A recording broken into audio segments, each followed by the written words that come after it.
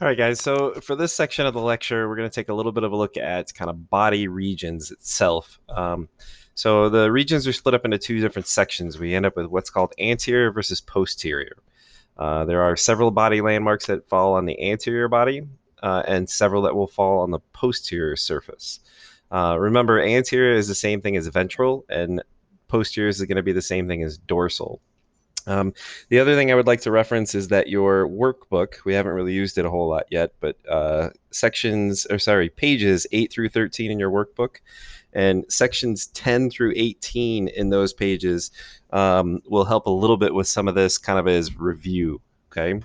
I'm not going to assign those at this time, but most likely for review when we get a little bit closer to the quiz, um, which is next Friday, we'll take a little bit of a look at that, and that'll be helpful for going forward. So that'll be real good for review. So let's go ahead and take a little bit of a look at anterior body landmarks. What you're going to notice as we start going through these, a lot of these fall in places where the bones that are actually in those sections are named similarly. All right, so I'm going to start here on the right surface of the patient. As you notice, the patient standing in anatomical position, thumbs pointed out. All right, palms facing forward. So we're going to start here with the first one, which is simply just the nasal region. All right, so that's the nasal landmark. Anything that would fall into this area right here around the nose would be considered nasal. This could be sinuses. We've got nasal concha that would fall into that area, nasal bones themselves. All right. Next one is going to be your oral. Oral is right here. That's essentially right around the mouth. Cervical is going to be the next one. So this is essentially the section directly from just below the chin to just above the clavicles. Acromial, it's this little point out here on the edge of the shoulder. All right, so that is actually what's referred to as your acromion process of the scapula that makes that little point. It's a joint that's actually between your scapula back here and your clavicle that runs across here. But that little spot is what's referred to as your acromial landmark. It's also sometimes, especially in sports medicine, it's referred to as your AC joint, because that's your acromioclavicular joint that falls into that area. Okay. Next one down is thorax. Thorax essentially just is the region that would make up the thoracic region here. We'll talk about body cavities in a little bit, but that's one of the ones. So that's the thoracic region. Next one is what's referred to as the brachial. Brachial is essentially this area right here in the front part of the upper extremity. If you've taken any CPR classes, a lot of times they'll ask you to take a brachial pulse on especially an infant, because it's easier to access than some of the other ones. So a brachial region there. The section that makes up the elbow. So when you kind of bend your elbow, it makes this little bit of a crease in the front. That's what's referred to as your antecubital area, or anticubital. Sometimes people refer to it as, but it's the antecubital area. Next one is abdominal. So abdominal is just the general region right here in the abdomen. Next to it is the umbilical region. So that's the area directly around the belly button. Next to here in the lower part of the upper extremity. So the first one is the carpal region. Carpal region goes right in through here. That's where the little bones of your wrist that are referred to as the carpal bones. All right. And then the last portion here of the hand is the digital region. Okay. Pubic region would be referring to essentially the genitals and kind of the lower portion of the pelvic region, but that's the pubic region. Next one is patellar. This is where your patellar tendon sits, as well as your patella itself. So that would be the region right here through the knee. Next one is crural. All right, that's the front side of the lower leg. There's going to be one over on the posterior side called the sural area. So you want to make sure that you know the difference between crural on the front, sural on the back. Okay. Last one over here on the right-hand side, then is the tarsal region. So the tarsal region is right here through the ankle, and those are your tarsal bones that fit right in there. Okay.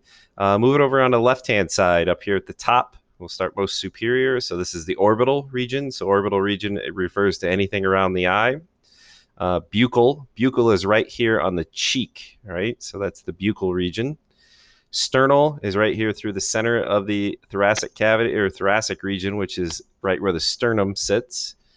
Axillary is this little region right through here. Again, kind of referring back to like CPR, at least first aid for little kids. You a lot of times will take an axillary temperature instead of an oral one because it's easier to put the temperature probe or thermometer right here in their armpit. So axillary region is armpit.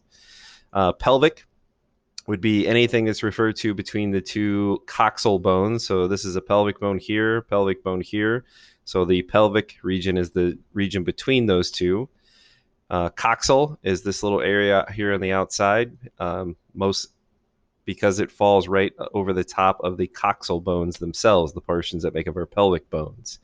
Inguinal is this little area right here that runs through the pelvic region. So this is your inguinal canal. This is where a lot of the blood vessels and things that feed the lower extremity will happen.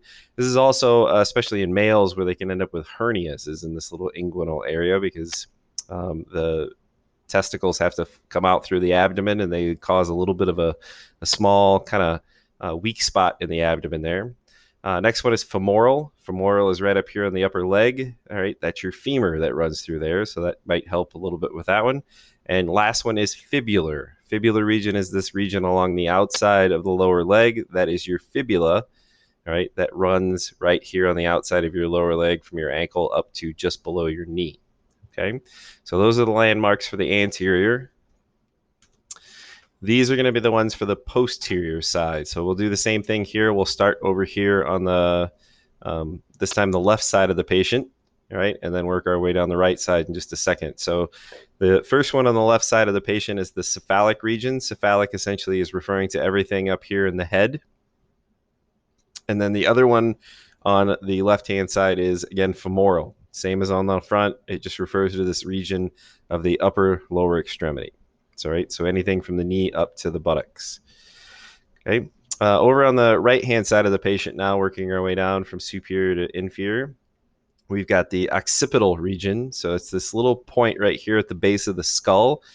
This is your occipital bone that makes up the base of your skull back here. And there's this little point right back here that a lot of our muscles here in our neck attach to. If you've ever had what they call like a tension headache, a lot of times it will refer pain to this spot because that's where a lot of those muscles attach. The next region in here is the deltoid region. So this is the region over the top of the deltoid muscle. I know on the front there was a one called the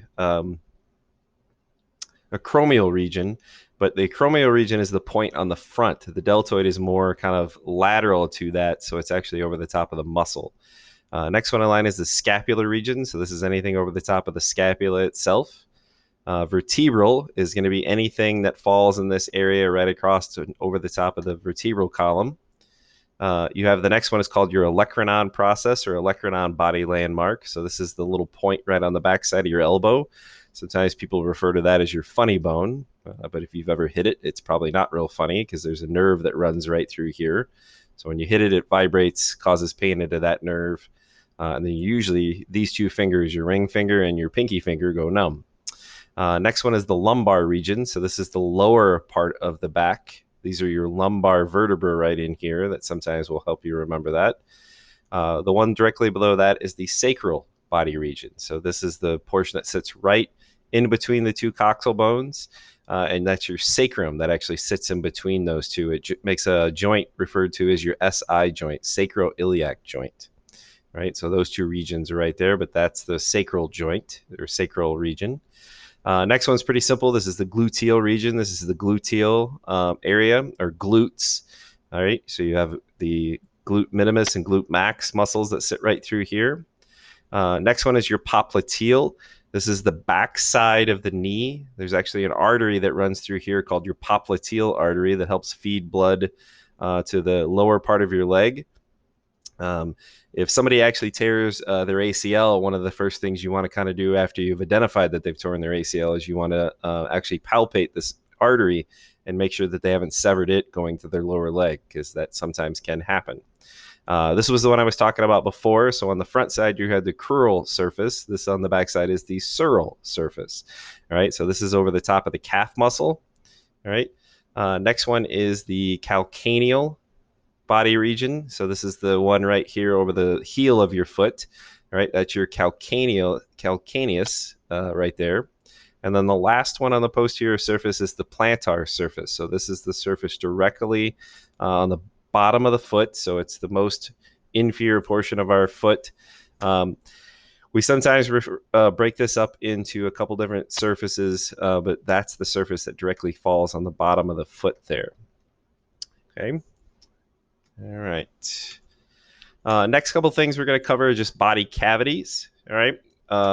There are two basic cavities. There is a dorsal cavity and a ventral cavity. You can see down here at the bottom. So dorsal is anything really on the back side of the body. It kind of doesn't make sense that we include the cranial cavity in with that, but the cranial cavity is joined with the spinal cavity on the back. All right, so there, this obviously your brain would be up here, your spinal cord would run through this cavity here, and then there is spinal fluid that fills both of these two cavities. All right, so the two dorsal cavities are your cranial cavity and spinal cavity. So those are the two on the back. On the front, we've got what I refer to as the ventral cavities. So this is the anterior surface of the body. There are a couple different ones here. So the top one right here in the chest is what's referred to as the thoracic cavity. So this would house both lungs and heart. Okay. Those are separated from the rest of the cavities on the anterior surface by the diaphragm. When we do cat dissection here at the end of the year, you'll see that quite a bit because the first thing we'll actually do is we'll access the thoracic cavity. If we do it correctly, we can leave the diaphragm intact, and then the abdominal surface, abdominal cavity itself will stay separate from it. All right, so the diaphragm is this big, large muscle that kind of stretches across at the base of the thoracic cavity. The two lower cavities here are actually referred to as one cavity altogether, but they are made up of what's called the abdominal cavity. So this would be anything in your abdomen. So anything below the diaphragm, but just above kind of the pelvic floor. And then we have what's referred to as the pelvic cavity. So this is anything lower than that. So this would be anything directly below that surface in here. The two of those together are what's referred to as the abdominal pelvic cavity. All right, so just kind of know those cavities when we start to talk about a few things. All right, naming help. Sometimes it helps to think of it as this way. I talked about it a little bit before. So dorsal would be posterior, so anything on the back side.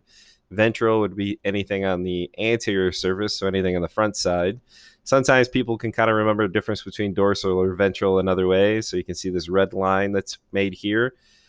You would only see this V shape, all right, on the anterior surface or ventral surface. You're not going to see it obviously here on the dorsal surface, right? But I think one of the easiest ways to remember that is that dorsal fin is on the backside of those fish. Okay. All right. Like I said, workbook pages, it's 8 through 13, and I think it's sections 10 through 18 would help a little bit with this. And we've also got another Google slide kind of presentation for you guys to kind of fill in and drop in some of these answers as well. So we're going to end the presentation here.